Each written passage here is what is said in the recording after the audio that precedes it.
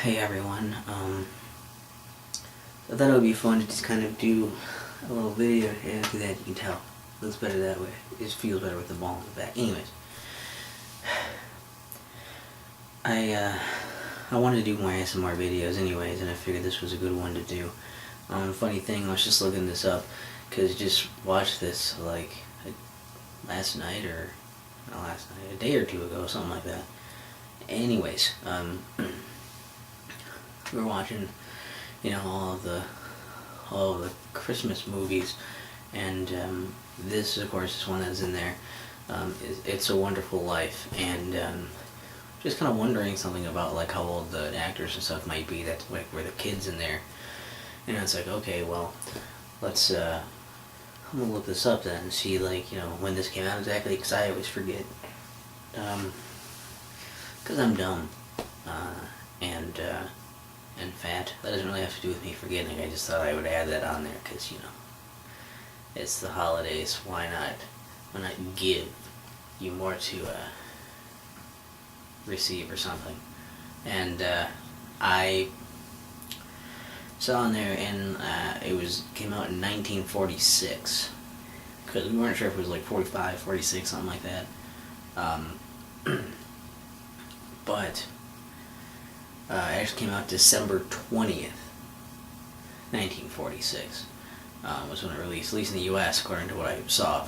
So that means that if I get this video hopefully done and uploaded with no hiccups, this should go up on the 20th, for 70th anniversary of It's a Wonderful Life, and that's awesome. And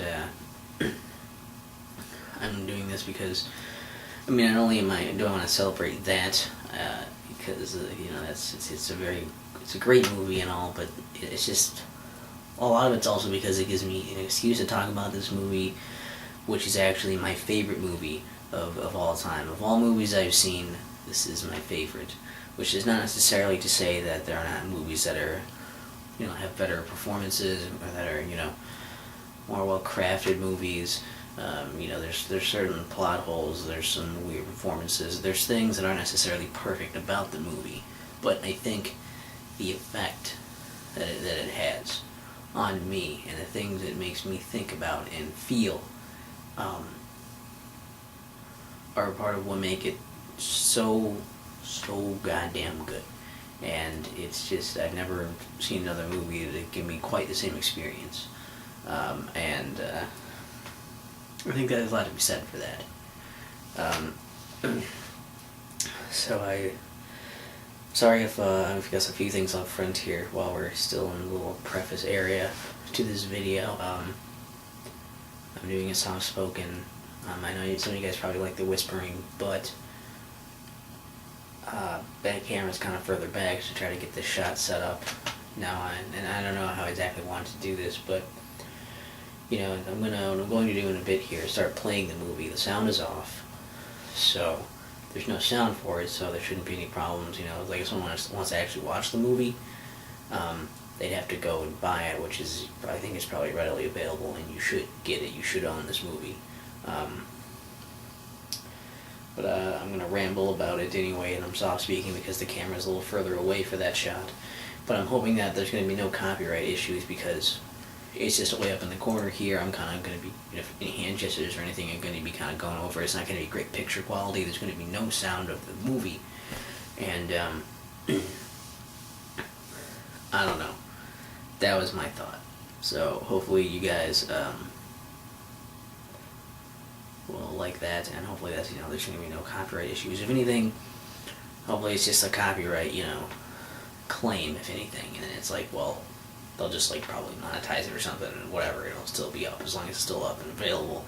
There's no audio to take down, and if they don't like the video of it up there, then I guess whatever, if they want to make money off it. What's it doing? And now I went to screensaver. Let's hit a button on here while I move it. And other things, there are sounds. DVD player might make some sounds. It's built into the TV, and this TV, my new TV, it was there we've got a different TV for the living room, so now this is in my room. So the old tube one, and DVD player's built into the side. I hear it making some noises sort of earlier, so it might make a little rattling or something in the background if you can hear that. I'm not sure if you will, since it is way back here and I'm probably making more noise than that will make. But there's that, there's the, the heat going on and off. My fridge likes to make noises sometimes. I did put my computer to sleep, so that shouldn't make any noises, at least. And then there's the fan up there likes to rattle a lot. So all those things, move around in my chair, stuff might make noises. Hopefully it's not going to be too bad. And there's, I don't know.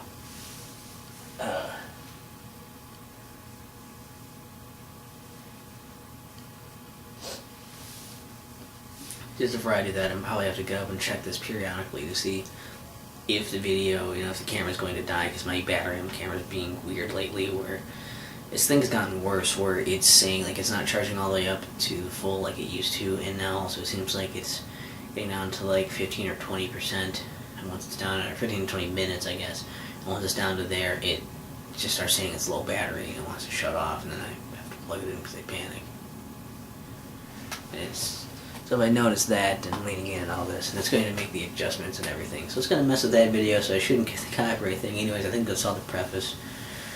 And I'm just going to have this as a backdrop, and then it's also going to be a good thing of like, okay, well, if I talk longer than the movie goes, I should probably wrap it up. But I doubt I'm going to talk that long.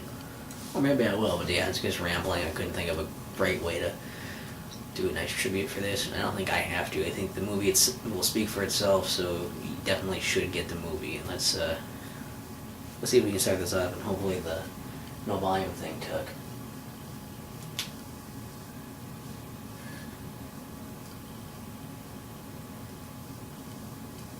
Now, this DVD is also the 60th anniversary one, so this is actually the second disc, I think. I don't know if this had the special features on it or not. But one's had like the movie, and I think one had both the black and white and the colorized version, which is later. But anyways, so I'm going to try to talk more spoiler free, more towards the beginning here, and hopefully you guys, I don't know, if you guys haven't seen this movie, definitely you should. You should definitely at least see it if you haven't seen it, because it is fantastic. But try to be more, spoiler free here in the beginning, and be mindful of that, so you're not like, I don't want to watch that now, I know everything that happens. So I think basic premise to this is that the main character is called, his name is George Bailey, and basically his life just really has not gone his ways. It seems like he's gotten a lot of tough breaks. He's had to settle and do a lot of things that he didn't want to do. He had lots of, aspirations and all these great things he was looking to do, and then, just because of the way life happens, he was not able to do that, and he kept giving up his own opportunities and everything for the sake of others. And basically it gets to the point where he just gets so frustrated with his life just never going his way, and he's seriously considering killing himself. And this is when his guardian angel comes down and saves him. And to try and turn around his thinking, this guardian angel, by the name of Clarence Oddbody, he uses his angel magic shit and shows George what his life, or what the world would have been like if he had never been born. And that's essentially how the movie goes. The first half is setting it up and kind of showing you George's life and the things that he has to go through, and how it affects himself as well as others. And then the second half of the movie is like a Twilight Zone episode, basically, showing that stuff off. And it's, what life would have been like if he'd never been born. And I guess I don't know how to say much more than that, other than, you know, getting into details, and that would be kind of spoilery. And really, that's all you need to know, is that that's how it plays out. That's the main premise of the movie. If you're interested in that, you know, it's you're probably wondering from just that premise, like, well, how is this a Christmas movie? And it's because the main stuff on, you know, the main stuff happens, you know, this event happens on Christmas Eve. So that therefore makes it Christmassy, you know, there's snow and stuff. Anyways, that's the main. Like I say, I don't want to say too much because I don't want to spoil any details for you. But it's a great movie that really makes you appreciate what you have, and you know, makes you feel like, you know, maybe more people care than you might think, and just feelings that, to me, are things that, you know, I really needed to feel, and I needed to think about, and things I need to be reminded of every now and then, because I think we all get kind of caught up, and especially, you know, more like in your teens. I remember seeing this, and that's when it really hit me too, when I was going through, you know, I felt all terrible and everything, and moody and stuff, and I was like, I'd be better off if I didn't exist. And like, you know, this movie comes along and is like, all right, maybe that's a bad idea, you know. So absolutely wonderful, and it's one of the few movies, I think, one of the few movies that makes me actually tear up. I don't often cry at movies. A few of them got to me, and I think it's a little easier now than it was when I was a kid, even, because I think when I was a kid, it was just like, everything's stupid. I don't understand anything. I can't comprehend how to care about things or something. I don't know, but this one gets to me, and it's one of the few movies I know about that is able to get that kind of reaction, to be, you know, a real tearjerker, while also having, you know, such a happy message to it. And it's great, you know, just to have, like, you know, you don't usually get a real tearjerker happy ending for things, and it's wonderful. Really is a wonderful movie. And it was originally done in black and white, because that's all there was at the time. But then later on, they got bought up by Turner. Ted Turner, I believe it is. I'm stupid. But yeah, he bought it up, and along with a lot of other movies, and started colorizing them. And it was this thing where, like, they would go in and just colorize all the frames and whatever. Even though these movies were originally in black and white and filmed, not only filmed like in black and white, and it's not, because it's not like, you know, today. It's not like now, like, you can film either in black and white or in color, or you can put a black and white filter over something you did film in color. This was like, black and white was all they had, and everything was kind of designed to look good in black and white. And it's weird that they would decide to then turn around and be like,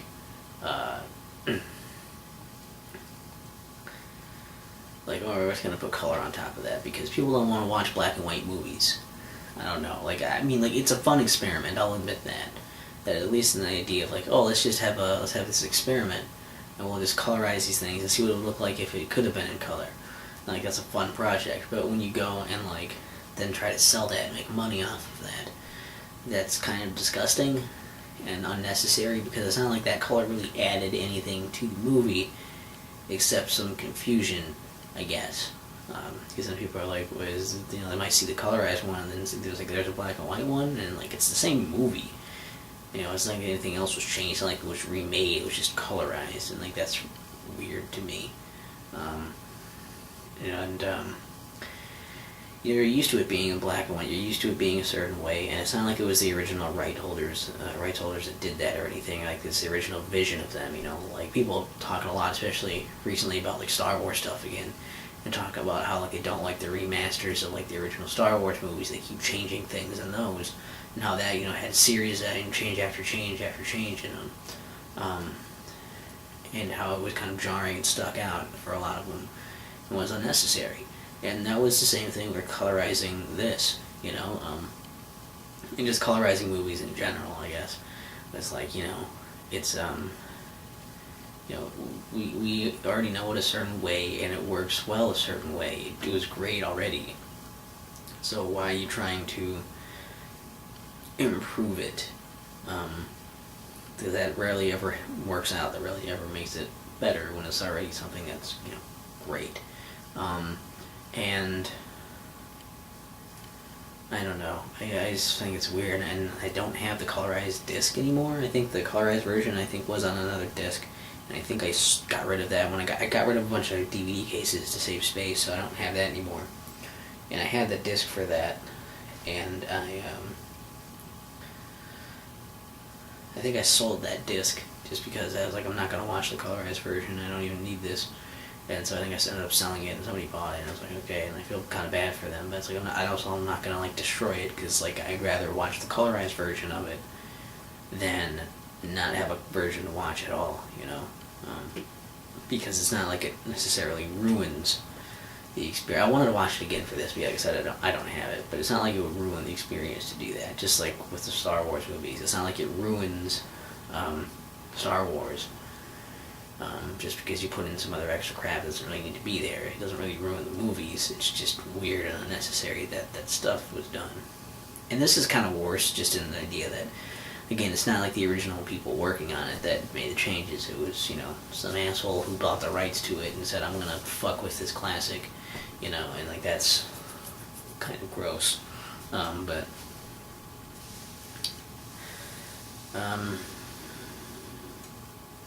Also, this is a whole debate thing about, is it a Christmas movie? That's a thing that comes up a lot. Oh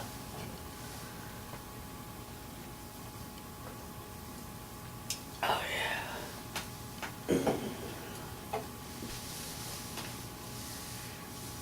Is this a Christmas movie? And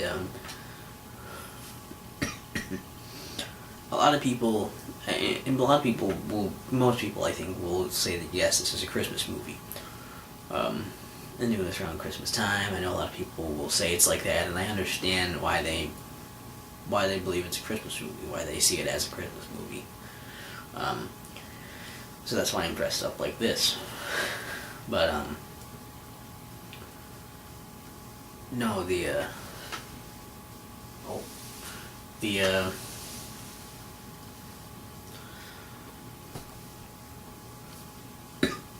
sorry. The thing is, like, okay, for it being a Christmas movie, I understand. In the movie, this stuff happens on Christmas Eve. A lot of these events are showing what people are doing on Christmas Eve for about half of the movie. Then again, that's only half the movie.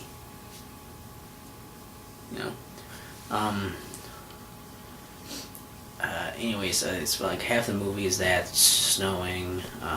There's the whole happy thing they're trying to push. There's angels in it, and they sing some Christmas songs and parts and stuff. So I get it. It's also been played a lot around Christmas time, also, which helps further that based off of that. And then, of course, just by tradition, if you do it all the time, watch the movie all the time for Christmas, it becomes a Christmas movie. So even if you watch something that wasn't necessarily, even that most people consider a Christmas movie, like, I don't know, if you just happen to watch Escape from New York every Christmas, that would become like a Christmas movie to you because you watch it every Christmas. It's your tradition for it, So I think that's part of it as well, is that it's been part of the tradition. It's been traditionalized and it's been commercialized, and advertised that way. It's been very ized. They put all that just imprinted in your brain that this is a Christmas movie. So I totally get why people say it's a Christmas movie and why it feels like a Christmas movie, definitely. But I also think that it, personally, I guess, I think it's an anytime movie. It's the kind of movie where because, okay, so like again, half the movie is not on Christmas. Half the movie is setting up who George Bailey is and what his life has been like. Also, a lot of the stuff, basically everything in the movie that happens, it seems like almost all of this could have happened anytime. You know, they could have easily made this movie without the Christmas element. They could have pulled that out of there. It still would have been an amazing movie. It still would have been great. You know, so I feel like Christmas is more of a set piece. It feels a little more happenstance. The movie is based on a Christmas card, though the script was based on this whole Christmas card story thing that kind of developed and turned into a script and all that. That's all in the history of it. I guess you can delve into that more yourself to get it more accurately than me trying to regurgitate stuff I, browse through every now and then forget details all the time. I'm a terrible source of information for movies, for sure. But, it's like, it's not really, it's not necessarily like that. Like, I don't know, like when it first went in public domain for a while, and like, they were playing it all the goddamn time because it was in public domain. Nobody had the rights anymore. It was not a big hit at the time it came out, which is insane because it's a great movie, and I guess people back then were all robots and couldn't feel anything. Or no one watched movies. It has to be one of the two. Those are the only logical explanations. And people, I guess, like, it got put in public domain, and, because why keep the rights up? It's not making money. And people started playing it everywhere, and then got kind of popular to see it. People started really liking it later, and then finally, the rights got bought up again. And I don't know. It's one of those too. Like when it was playing whenever too. And that's why people really liked it too. It's like they just watched it and it was a great movie. It didn't matter that it was playing in March or in August, or whatever. Like it didn't matter. It was a great time to it's just a great movie to watch any time, I guess. And I don't know. I just love it so much. I can watch it whenever, and I always watch this movie. It's one of those where, I watch it at least once a year. Just like, my favorite game, Banjo-Kazooie, I will play that at least once a year. It's something that I just have to do every now and then. It's like, you gotta do it, because it's something that I really, really enjoy, and it's never like, oh, geez, this again. It's just wonderful. Even right now, I sort of want to just watch it while it's playing behind me, but I won't.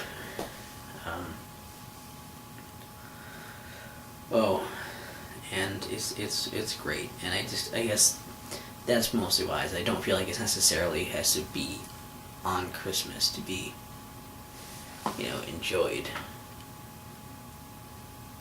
So see if my battery, how that's doing. How we doing, battery? We're doing okay for a little bit, anyways. And I don't know. I guess this is one thing I felt. I feel ill prepared now. This also is great. I have the 60th. This is the 60th anniversary edition of the movie there. So the must have came out 2006.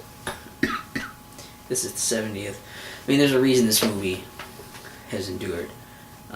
Such a great message, and everyone will probably tell you that it's great. And even though it's a little dated in some places, some parts of it do seem dated because it's a movie that came out in 1946.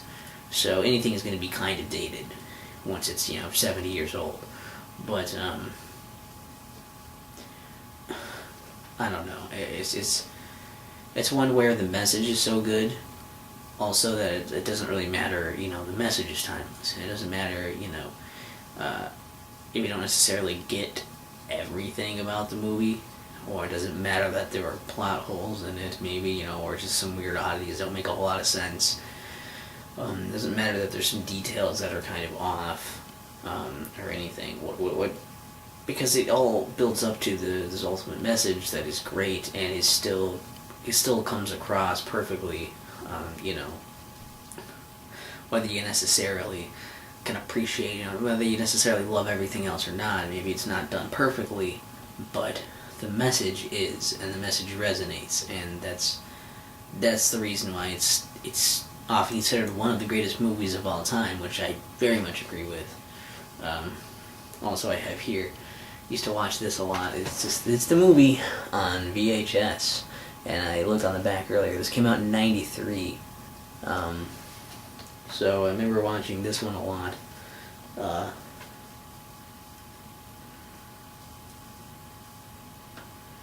And oh.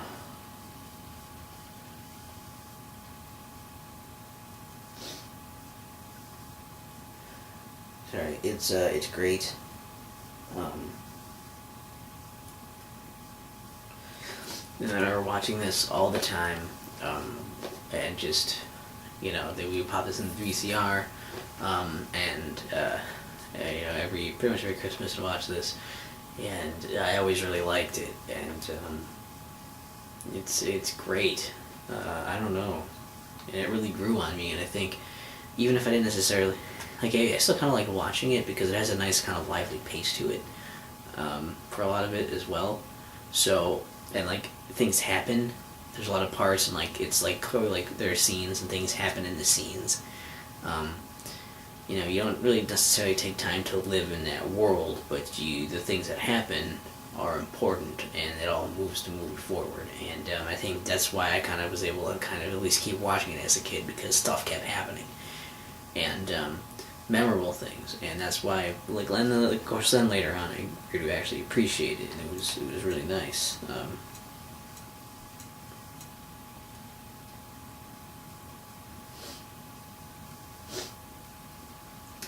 I'll just read the back here for you, because whatever, it's in my hand, why not?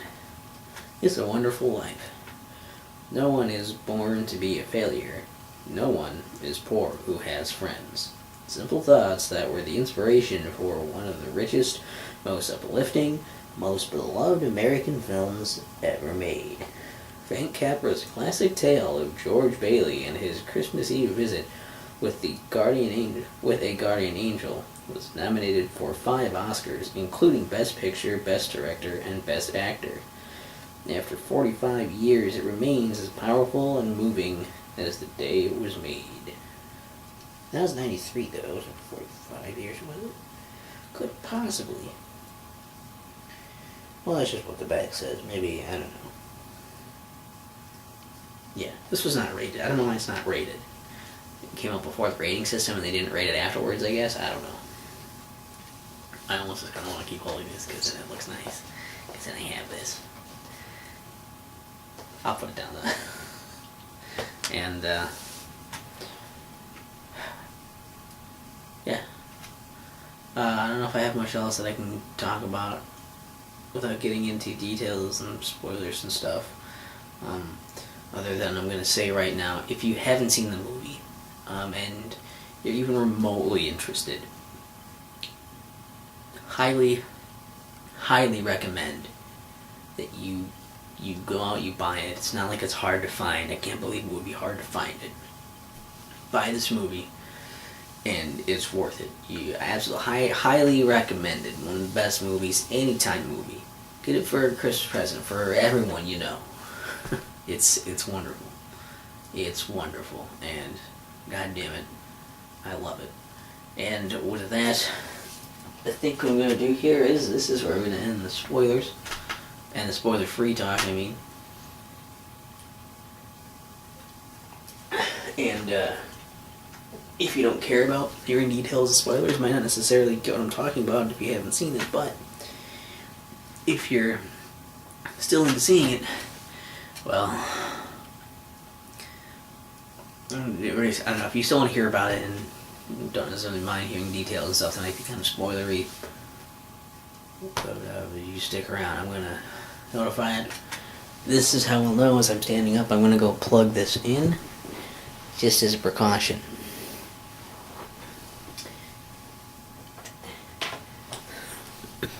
So sorry if this is loud.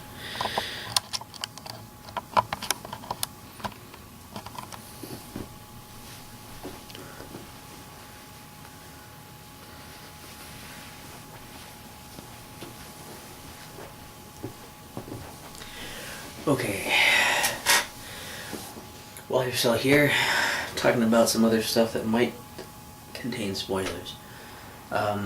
So I think something that is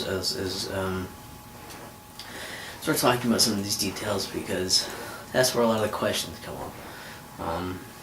And I think one of the big questions. I don't know. I mean, there's just some weird things. Okay, I don't know. It's just weird things. I don't know how to order it, so I'm just gonna ramble about it because it's ASMR. You guys want to hear more stuff anyway, right? Of course you do. God, I hope this is relaxing. Hope I'm not just sounding way too loud and frantic and everything.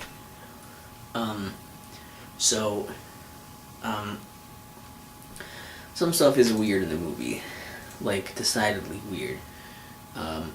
Why does Uncle Billy have a bunch of weird animals around all the time? I don't know. That's a goofy thing. There's something that is weird is why when George is talking to Violet outside, you know, and he wants to go run off and go to the mountains and whatever, he's talking about doing that stuff, and she's like, "Are you crazy?" And then they cut back, and there's immediately a mob of people there. And it's like, when did they gather? We didn't see them like slowly gather up. All of a sudden, it was just like there's no one there, and then all of a sudden, boom, there's a crowd there. I was like, what? Why?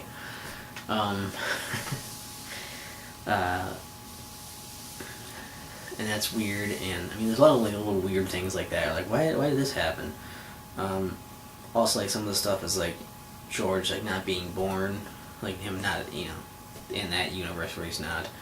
Some stuff you're like, why? You know, like one of the things like when you interact with, like there's a part where he talks to Ernie, the cab driver, and when he isn't born, in there it's apparently Ernie split up with his wife, and his wife took the kid. We don't really know why though. What about George existing changed that? It's possibly just talk to him or something, or I don't know why it was. Maybe something to do with the state of living in Pottersville and whatever, in a town that Potter controls. But like, why?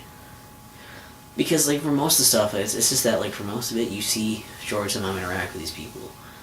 Violet has problems getting kicked out of this place and whatever, but that's because she didn't have George there to like help support her with stuff and whatever and give her that money and that crap or whatever about it. Could be something to do with that. Or just to get the state of decay of the town. I know the part where like, you know, George's brother like is dead because George didn't save him. That's also one that's weird though. I'll get back to that, but like this thing is that you see George interact with people and change their lives. So then you've already seen that he affects their lives, and it shows how he did and how that really, you know, how much he actually affected their lives later with the things you already saw. That's interesting.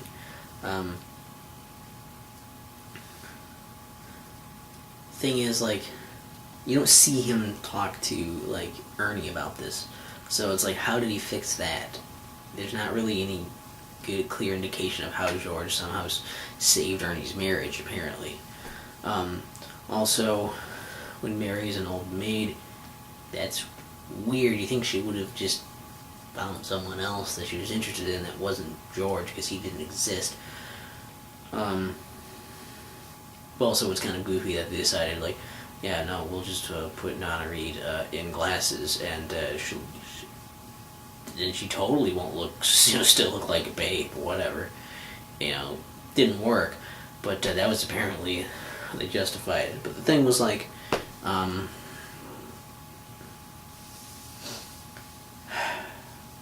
she has glasses.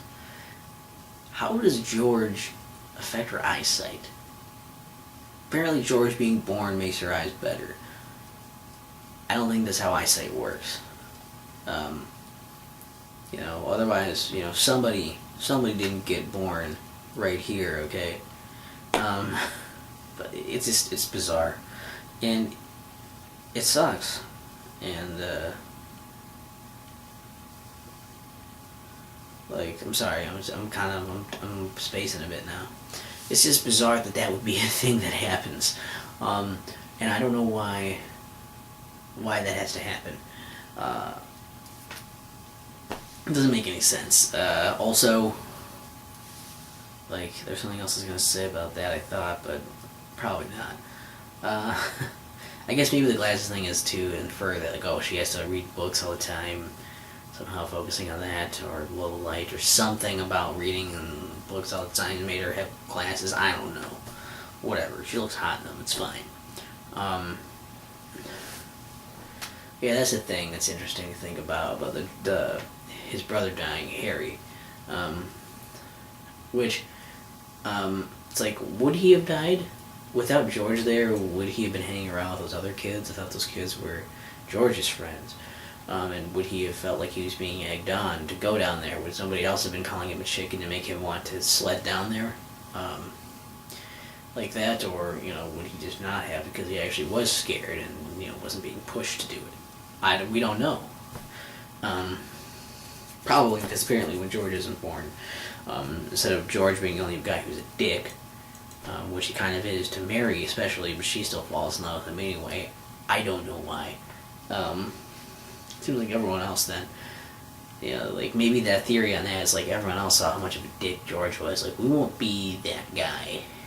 But without him being born, they're like, everybody else is like, what's wrong with being a dick? They have no example. I don't know. Stupid, goofy theory I came up with. Anyways, Harry,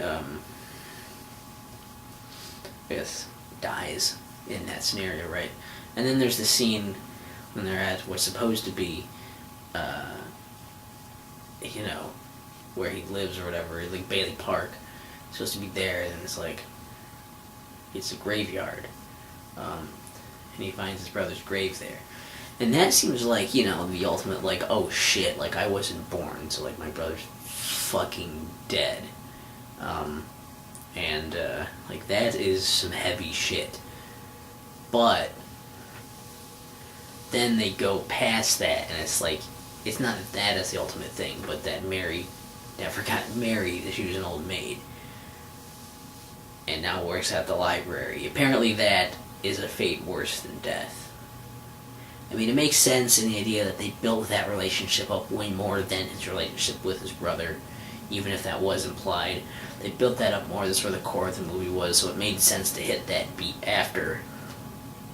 But, in terms of what they showed in the movie, but it still doesn't seem like that's anywhere near as bad as Harry's dead, So that's always been like a goofy thing. Also, there's in that scene, I know everyone in my family likes to poke fun at that scene when they're in the graveyard too, and it's, that she sees that Harry's dead, and then George is just shaking Clarence, and he's like, it's like, where's Mary? It's like, I'm not supposed to tell. It's like, where is she? He's like, you're not gonna like it. She never married, and then he's like, then it's like, what are you, like, where is she? And it's like, she's just about to close up the library. He throws him down, and especially, my family likes to make fun of that scene, because they think, like, that's why it's so, they think it's, like, he's saying it that way because it's so terrible that she's just about to close up the library. Like, working at the library is an awful thing. And, that's funny, and I get how that comes off like that, again, but really, it never came off that way to me. I get how the joke, like, haha, that's an alternate scenario thing you can think of in your head, but, like, I feel like it's pretty obvious, like, the reason that he says it that way is not because she's closing up the library, it's because George is there shaking, he's getting really violent with him, he's yelling at him, and, he doesn't, it's like, it's a very intense scene, and that's why he has to yell it to him.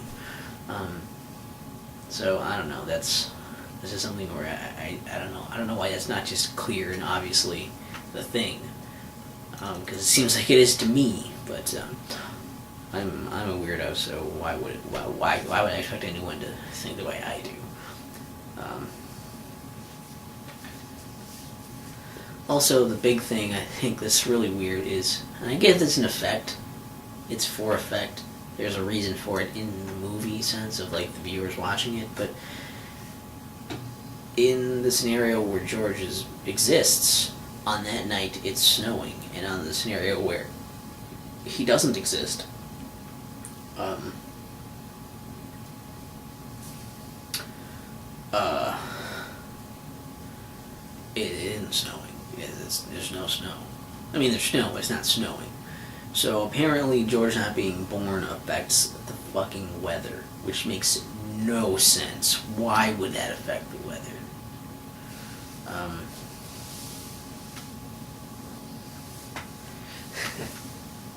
Oh, this is great. He has some great speeches in here. Some great speeches where it's like, oh man, you hear him do these speeches, and this is the way he says them, and the way they're delivered, and the things he says is so powerful. Even the little speech he has to Potter when he's like, Potter offers him a job, and he's just like basically just mad at him, and it's really short, and it's really short, and it's not even like that powerful of a things like that he necessarily says, but the way he says them, you're just kind of like, yeah, like you like him, you're on his side, and you really feel for him, and you really feel like he believes in the things he's saying all the time, and that's awesome. It's an awesome performance on those, especially. I don't know. It's weird. I don't know why Mary likes him that much though. He's an asshole to her when he's a kid, and then just continues to pretty much be an asshole to her most of the time. And she still, for some reason, loves him. I don't know. It's a little bizarre, but that's let's not pretend like we understand love. That's for a different movie.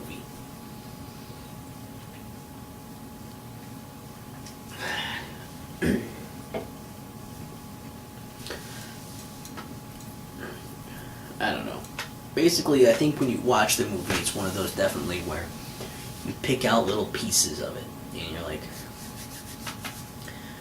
okay, like this is weird. This was edited kind of goofily. This is like it's a goofy edit. It's a weird delivery on some of these lines, and it's I don't know. It seems like some weird like plot holes in places, but it moves.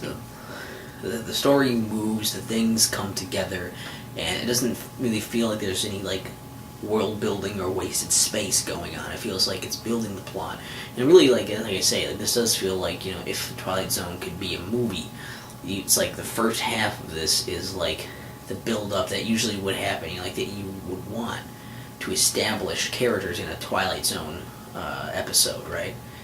Because usually in Twilight Zone it's like they kind of have an opening narration of kind of the people and the circumstances a bit to give you the backstory and a couple of lines and things, little details here and there if you just sort of try and piece together the implied background of the characters, but there's in the places and whatever. But it's like the second half is just like a Twilight Zone episode. It's like, what will life be like if you've never been born? And like I don't know, like it's just something that was kind of interesting. Also, it's really cool. Like it's a fun scenario to go through, but I think it's also, and it's something we've all thought about too. I think and that sort of thing also, where it's like people who have those kinds of thoughts, and they're like, sorry for beeping. It's like suicide or something, right? And you're like, should I I don't know how to put this, but they're like, like better off. People will be better off without me. It's like if you kill yourself, like people are gonna miss you and all that. There's gonna be a whole mess of that. And that's how I like how he says that, and then immediately jumps to, I guess it'd be better if I had never been born at all. And like that's like, yes, like that is so like the feeling. That is so the feeling that a lot of people have, like especially like teenage years. I feel like that's something everybody has, like that thought pop into their head more than once. And so it's really cool to see that like explored. and like kind of exploit it and be like, "You're more important than you think, asshole." Like, I don't know, that's great. That's something I think a lot of people really could use. Use a reminder of that. I don't know. As far as like mistakes, I don't know. There's a lot of weird little ones. I don't know if I want to go into all those either, because I'll probably miss some. I don't know. There's some stuff, I guess, in the movie you need to use your suspension of disbelief for a lot of it. But, then again, I guess your suspension of disbelief has to start in the beginning of the movie, you know? Because it starts with angels, using angel magic. So it's like, if you're okay with that, then you should be able to suspend your belief for pretty much anything else that happens in this movie. Obviously, people who are more religious and spiritual and into that idea might not necessarily see it like that. But I think it's definitely a thing. It's like, if we're going to accept that these are angels, this is how they conduct business, this is, like, okay, we're going to accept this element, we're going to let some of these details go. Some of the stuff's going to be like, I get it. And that's kind of clever, I guess, in a way.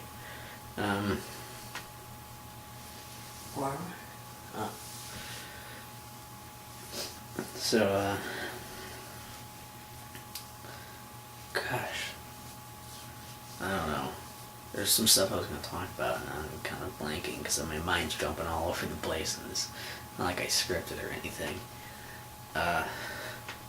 Oh yeah, so let's go think about some of the fun facts. I know other stuff. Like I said, it was based on a Christmas card, like a short story about it, and then it was like, oh, like, it got turned into a script and all that. What else? All the snow in here is fake. That's probably not a big surprise. That's probably common now. Again, this is kind of a newer thing to make snow this way. I think they won an award for the effects of how they made the snow at the time as well. It was like that, and then there was like, they made, well, I guess this was filmed in this town or whatever. I don't know if this is, I think it was an actual town they kind of turned into this. I don't think it was a set. But like the snow was fake, and I heard it sucked because for a lot of it was like, like they're in like a heat wave for a lot of these things, and it's like they had to have all these winter jackets and shit on during that with the fake snow and everything. It was hotter than shit. Like that would suck. There's a fun little thing where it was right up here where we just saw it a bit ago. Uncle Billy walks down and he walks off screen, and then you hear a lot of like clamoring on the side, and there's actually someone like running into stuff on the set. They were doing that or whatever during the shoot, and he just yells out, "I'm all right, I'm all right," and that was just like, that was like ad-lib, like accident, and they left it in. Like, that's, I don't know, it's just a funny thing because like it is a funny part, and you would think that it was just put in there, and it's funny that it was just like a mistake that they left in. I don't know. That's an interesting little bit. I feel like there's probably some more that I should mention, but I can't think of them off the top of my head right now. Yeah. But no, it's I don't know, I should wrap this up. It's a great movie. If you guys probably, if you haven't seen it, you definitely should. My favorite movie of all time. I think it's one of the best ones of all time for sure. And great anytime movie.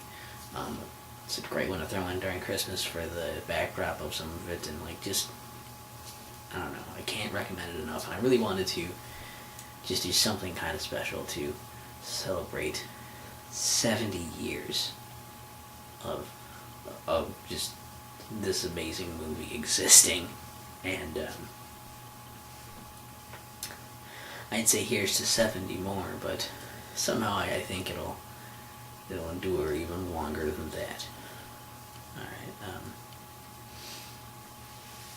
I think that's all I had to say, so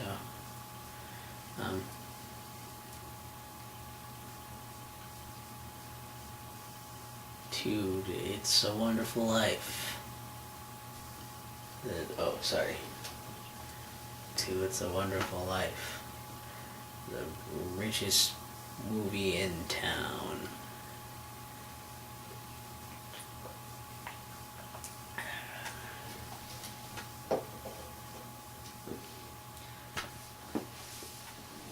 I'll shut this off now. Hope it was relaxing.